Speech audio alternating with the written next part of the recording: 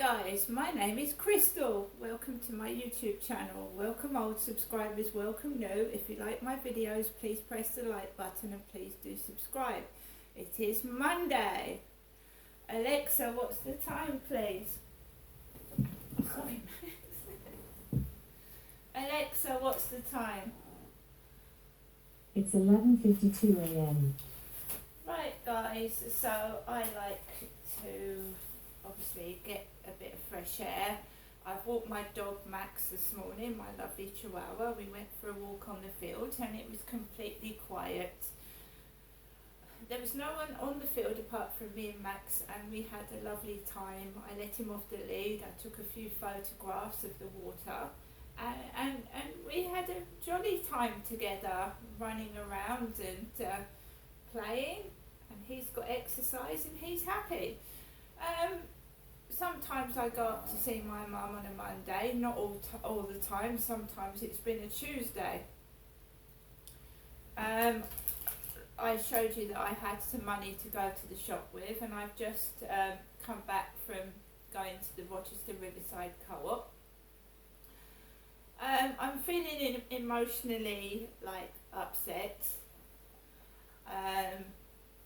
It's because of what I'm going through at the moment. I've been feeling all week, not like my mum said yesterday, she felt like nobody wants her. I've just been just not myself. Normally I don't care what people think, I'll go and do this and I'll go and do that, but your mojo's missing. Do you know what I mean? Your mojo, the thing that motivates you into being you and doing what you want to do, it's gone. My mojo's gone. Anyway, my mum hasn't phoned me this morning. Not one phone call. And Jennifer is my mother. So I came back from walking Max. I wasn't feeling in the best of moods. I wasn't angry or cross. I've got enough money to feed myself, to look after myself and to carry on, which I'm just going to check the electricity. If you'd like to tag along, I'm just going to go into the electric meter box. So, £67 went on there. What was it, about a few weeks ago now, wasn't it? £67 went on the meter. Doesn't last long. Hopefully I'll get my electricity smart card. That's worrying me. That's worrying me. So basically, here I am in Rochester. This is the back of the flats. Back. Crane over there, the Rochester railway station. And I have to open a cupboard with a key. This is what the young lady, she came in here, the young lady from British Gas, and she had a key and she opened the door, and then she fixed the smart meter onto mine. So mine is a smart meter. I dread to think it's on 1995 at the moment. It's in credit, it's on 1995. So yeah, this is the electricity cupboard, I would assume, and my meter's £19 in credit at the moment. So I'm going to shut that, so I think there's no immediate panic. That isn't going to last that long. There's no panic, is there? Shut the door, lock it.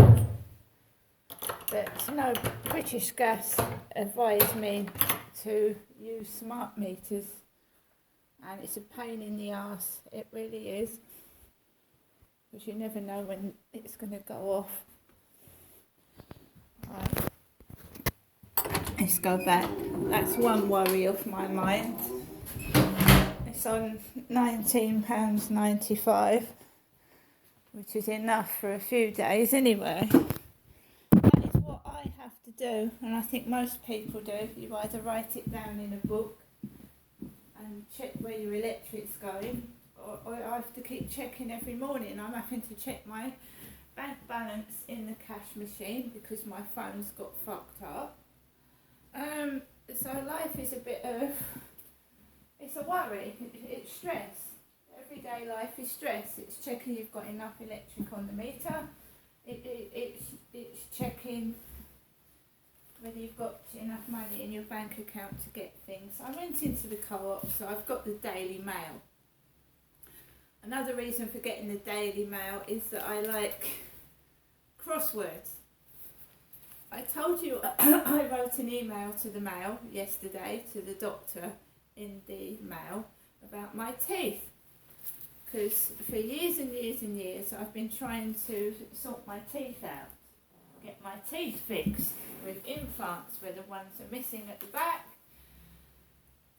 So it does make you feel self-conscious when you bear everything, you're all to a person, an unknown person, whether it's a newspaper or whatever, and it does. You feel a bit self-conscious, don't you, when you bare your soul, bare your inside out to everyone, and it's how they construe it. So if you speak something to somebody, it's like Chinese whispers, it gets passed along to other people, and it ends up being absolutely ridiculous and not what you said in the first place. I wrote this email yesterday morning when I came back from the co-op to the Daily Mail, well, it was the Mail on Sunday, about my teeth. Jurgen Klopp's got a load of teeth, hasn't he? Isn't that? Eric Ten Hag slammed his unprofessional Manchester United players after Liverpool inflicted the club's heaviest defeat since 1931 with an astonishing demolition at Anfield. Klopp has got a lovely set of teeth. So on the front of the Daily Mail, Harry can have use of Frogmore if he accepts the coronation invitation. Sounded like a bit of blackmail to me. Saying I'll do this and you do that. King offers olive branch to Prince with an invitation to coronation. The Duke and Duchess of Sussex have confirmed they have been invited to the King's coronation, but have refused to say whether they will be attending. Harry received an email from the palace about the event on May 6th. A spokesman for the Sussex said, despite the stream of brickbats they have thrown at the royal family, it comes after the Prince launched yet another salvo, telling controversial physician Dr. Gabor Mate that he was starved of hugs and attention during his incredible, painful childhood.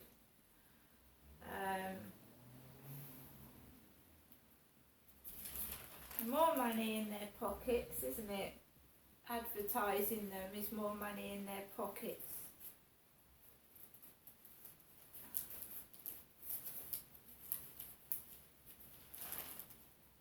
More money.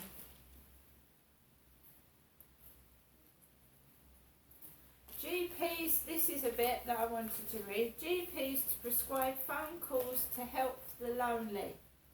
Remember last night my mum phoned me and she said that she felt that she was unwanted. And I hadn't spoken to somebody all week myself.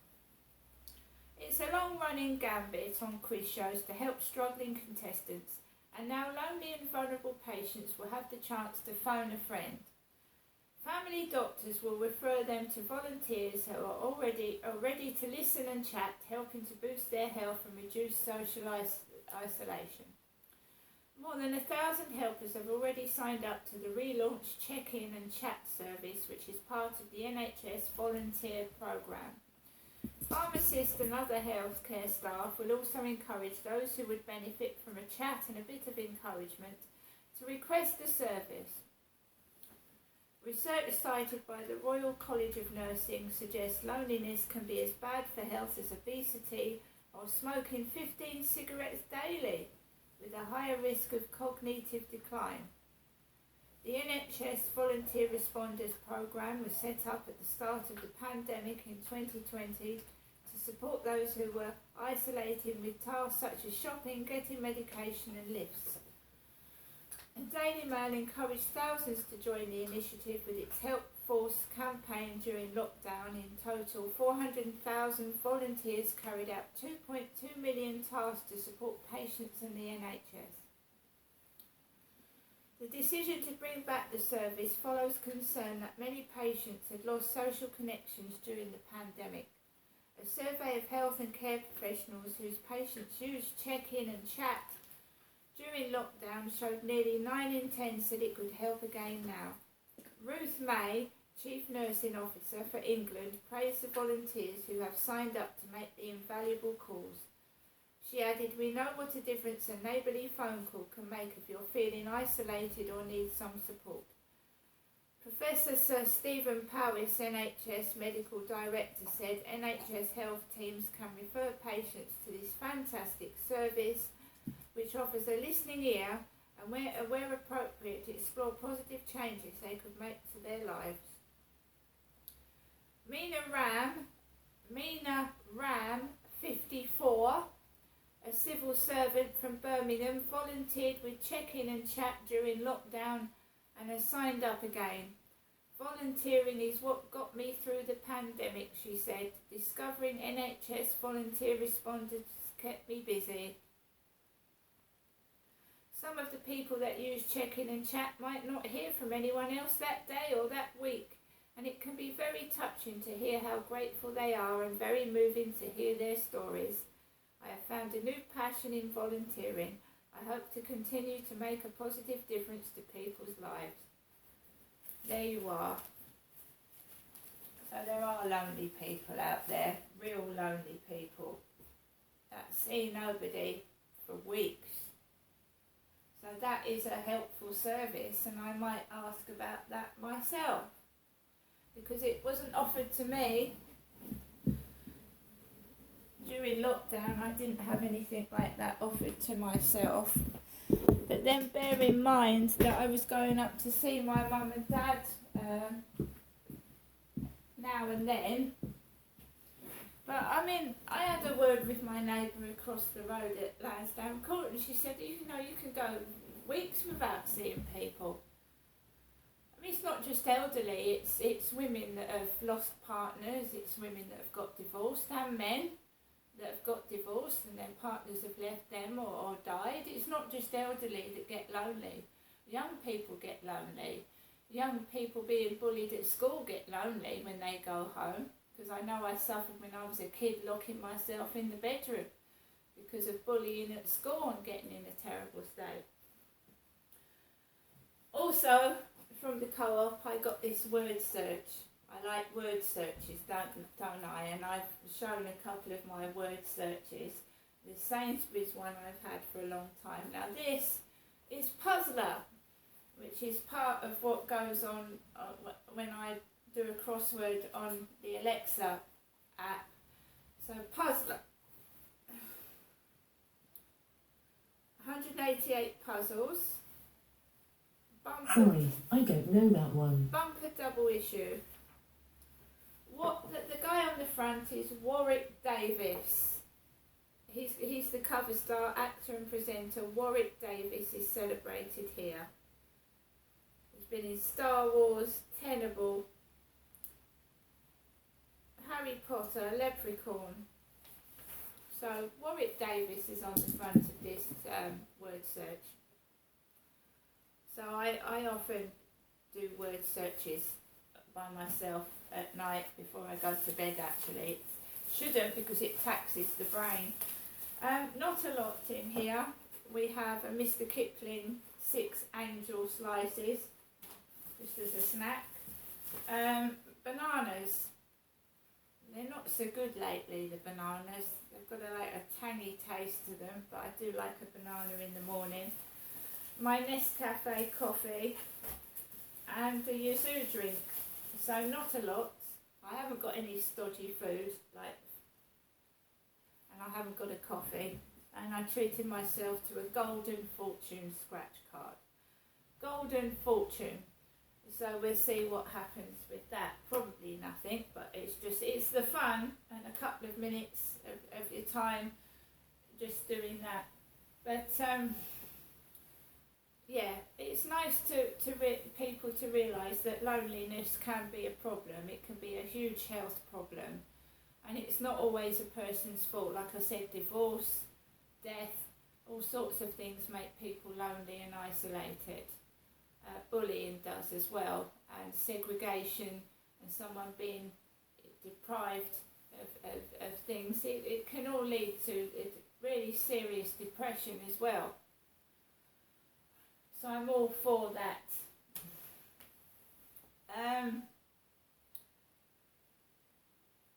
So I'm going to get on with the rest of my day. I'm going to do another video in a moment where I shall be doing this scratch card and doing a puzzle. I occupy myself. I've spoken to someone today. I've been out. I've got fresh air. I go for walks. That's not the problem. You know, there's more to just somebody talking to you over the phone. There's this physical contact. That's missing in my life. And I'm sure it's missing in other people's as well. A hug, someone shaking your hand, telling you everything's going to be okay.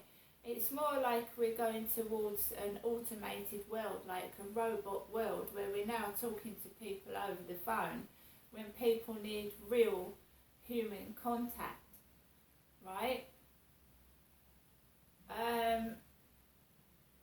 Luckily for me, I've got a dog, and he comes over and he shows me he loves me. But my problem is it's totally different to loneliness. I've lost trust in people because of what's happened to me. It's a totally different issue. But therapists and psychiatrists are expensive.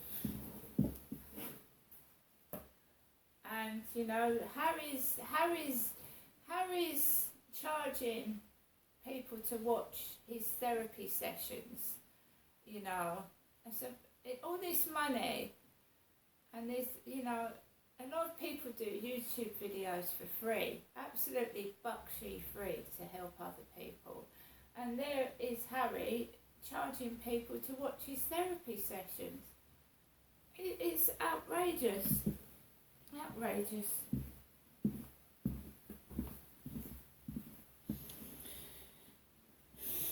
There's people that really need help, and there's people that want money, that are doing it for money. And somebody that's genuinely in need of help wouldn't charge people to watch sessions like that. That's all I'm saying. See you later.